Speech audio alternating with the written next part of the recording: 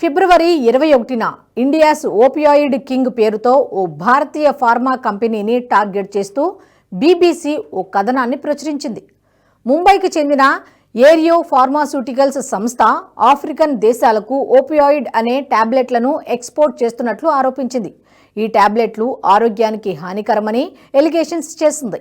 ఆ తర్వాత సరిగ్గా 2 రోజులకు అంటే ఫిబ్రవరి 23న అదే కథనాన్ని ఊటంకిస్తూ కాంగ్రెస్ పార్టీ తన అఫీషియల్ ఎక్స్ అకౌంట్లో ఓ వీడియో అప్లోడ్ చేసింది. అయితే బీబీసీ కేవలం ఒక ఫార్మా కంపెనీపై ఆరోపణలు చేయగా, కాంగ్రెస్ పార్టీ మాత్రం the dark side of India's pharma industry who is responsible అంటూ మొత్తం భారతీయ ఫార్మా పరిశ్రమపైనే విషం చిమ్మింది. ఇక్కడ ఆలోచించాల్సిన విషయం ఏమిటంటే, బీబీసీ కథనం వెలువడిన 2 రోజులకే కాంగ్రెస్ పార్టీ వీడియో అప్లోడ్ చేయటం. ఇది కేవలం యాదృచ్ఛికంగా జరిగిందా, లేక భారతీయ ఫార్మా ఇండస్ట్రీకి వ్యతిరేకంగా ఏదైనా కుట్ర జరుగుతోందా?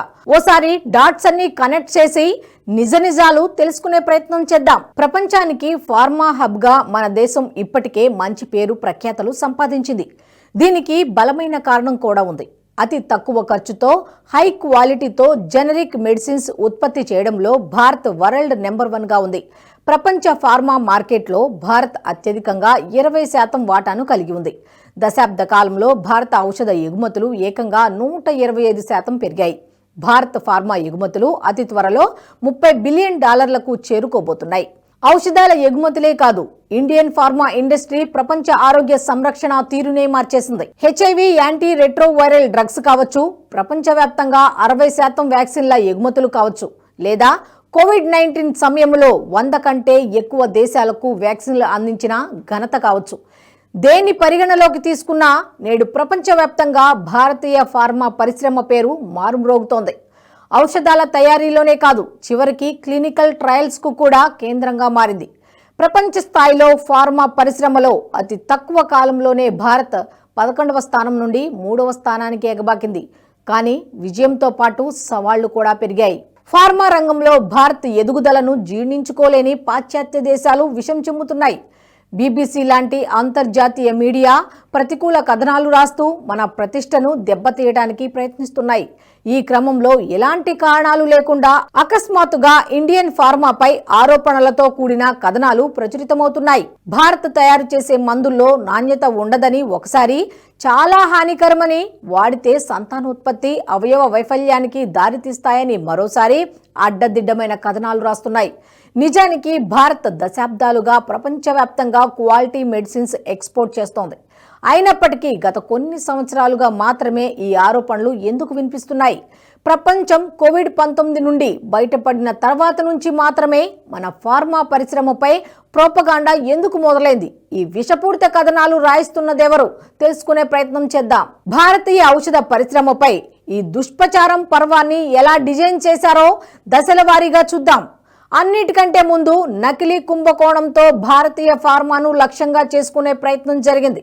ఆ కుంభకోణం 2022లో చోటు చేసుకుంది. గాంబియాకు భారత్ ఎగుమతి చేసిన కాఫ్ సిరప్లో కుంభకోణం జరిగిందనే ఆరోపణలు వచ్చాయి. ఈ కాఫ్ సిరప్ మూలంగా పిల్లలు మరణించారని WHO పేర్కొంది. కానీ ఆ తర్వాత మరణించిన పిల్లలలో చాలా మంది ఇండియన్ కాఫ్ సిరప్ తీసుకోలేదని గాంబియా అధికారులు తేల్చారు. ఆసుపత్రుల చుట్టూ పేరుకుపోయిన కలుషిత నీరు కారణంగా పిల్లలు చనిపోయినట్టు తేలింది. ఆ తర్వాత 2022 డిసెంబర్లో US గాంబియన్ ఎక్స్పర్ట్స్ దీనిపై దర్యాప్తు చేశాయి. కానీ పిల్లల మరణానికి ఇండియన్ కాఫ్ సిరప్పే కారణమైనట్టు ఒక్క ఆధారం కూడా లభించలేదు.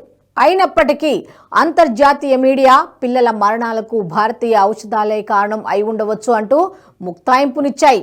గాంబియన్ పిల్లల మరణాలకు భారతీయ ఔషధాలే కారణమని WHO నిర్ధారించలేకపోయింది. కానీ అప్పటికే అంతర్జాతీయ మీడియా భారత్పై నెగిటివ్ నెరేటివ్స్ సెట్ చేసేసింది. ఆ తర్వాత 2023లో బ్లూంబర్గ్ మీడియా సంస్థ ఆఫ్రికా ద్వారా మరో కుంభకోణాన్ని అంటకట్టింది. ఇరాక్కు భారత్ ఎగుమతి చేసిన మందులు ప్రమాదకరమైనవంటూ బ్లూంబర్గ్ ఆరోపణలు చేసింది. కానీ అవే మందులు ఇరాక్తో పాటు 6 దేశాలకు సరఫరా చేస్తే ఎక్కడా కూడా రిమార్క్ రాలేదు. కానీ ఇరాక్లో మాత్రం బ్యాడ్ శాంపిల్స్ వెలుగు చూశాయి. క్వాలిటీ టెస్టులు నిర్వహించింది వలిసర్ అనే US బేస్డ్ కంపెనీ. అయితే టెస్టింగ్ విషయంలో వలిసర్ సంస్థ పాటించిన పద్ధతులు నమ్మశక్యంగా లేవంటూ యుఎస్ కోర్టు తేల్చింది.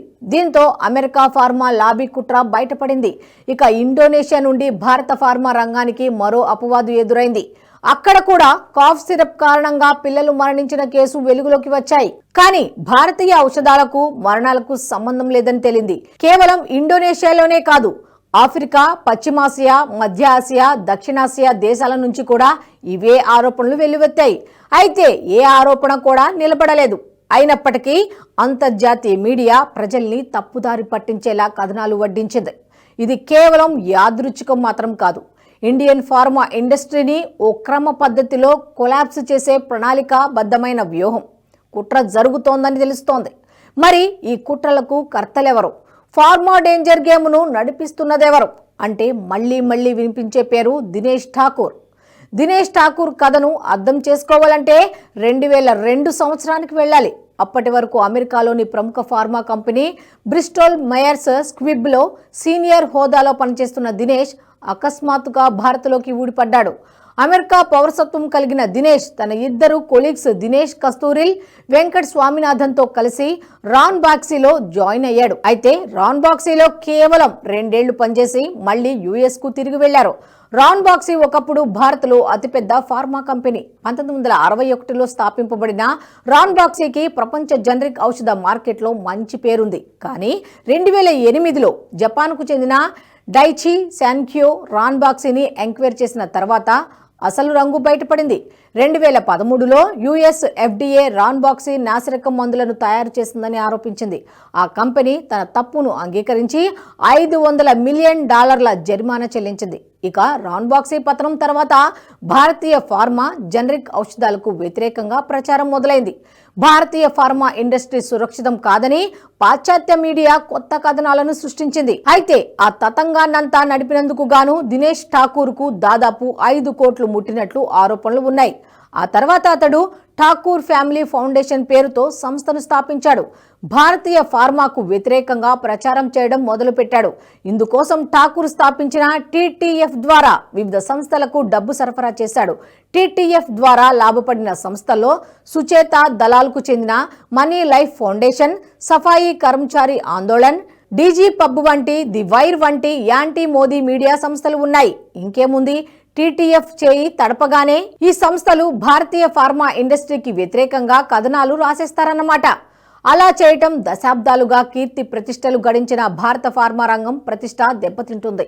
అదే సమయంలో విదేశీ ఫార్మా గుత్తాధిపత్యం సురక్షితంగా మారుతుంది. అయితే ఈ కథనాలు మీడియా సంస్థలకే పరిమితం కాలేదు. క్రమంగా పాశ్చాత్య థింక్ ట్యాంకులు, ఎన్జీఓలు కూడా ఈ ఘనకార్యంలో పాల్పంచుకోవడం మొదలుపెట్టాయి.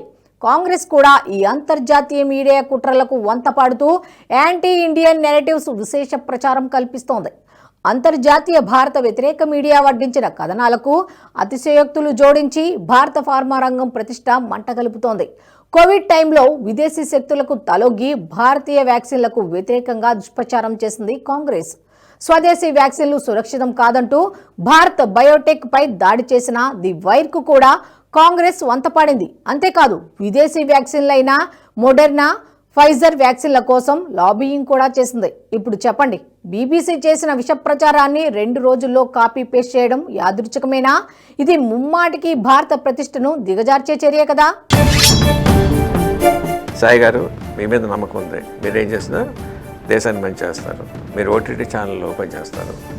Give me the honour to become the first subscriber. Thank you sir. NH ప్రైమ్ని సబ్స్క్రైబ్ చేసుకుంటున్నందుకు first thank you very much sir.